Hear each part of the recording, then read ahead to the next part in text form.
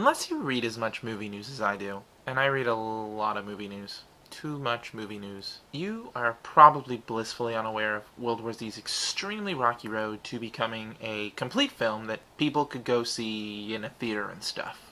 In short, Brad Pitt read a great novel by Max Brooks back in 2006, and wanted very much to turn that novel into a smart, gore-free zombie film that he'd be proud to take his kids to. Which was a foolhardy mission, as anyone who's actually read and enjoyed World War Z, enthralling, expansive, and completely unadaptable, can tell you. That was over a half-decade ago. Countless rewrites and feuds, and a whopping $200 million later, I don't know whether Brad Pitt feels he achieved his goal. Naming this movie World War Z is kinda tantamount to a bald-faced lie, considering how little this film adapts from the book. Nothing. And it's not exactly something I'd run out to see with a brood of impressionable young tykes, even though it does have a PG-13 rating. But Pitt can take satisfaction in knowing this. Watching the finished product, there's simply no way to know that World War Z was an overbloated disaster waiting to happen. This is a Frankenstein's monster of a movie, pieced together out of scraps of pretty much every Hollywood screenwriter's idea for a big zombie movie, held together with duct tape. But damn it if that corpse itself isn't actually beautiful to behold. So, why open this positive review with a tale of cinematic woe if it all has absolutely no bearing on what you can see in theaters today?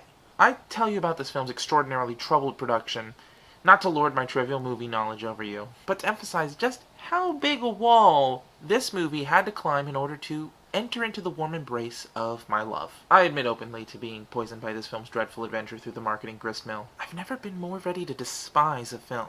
So let it stand as a testament to World War Z that, in spite of my marketing contamination, I didn't just not dislike this film upon seeing the finished product, I adored it. World War Z is a tightly wound thriller that had me on the edge of my seat and my mouth dry from Philadelphia all the way to Wales. And it's my platonic ideal of a zombie film. Rather than a claustrophobic last stand in a mall, choked with sobs for poor Jenny, who's a zombie now, what Pitt and director Mark Forrester give us is a big, world-spanning zombie epic with tremendous tension built across all of its set pieces, none of which require close quarters to be effective.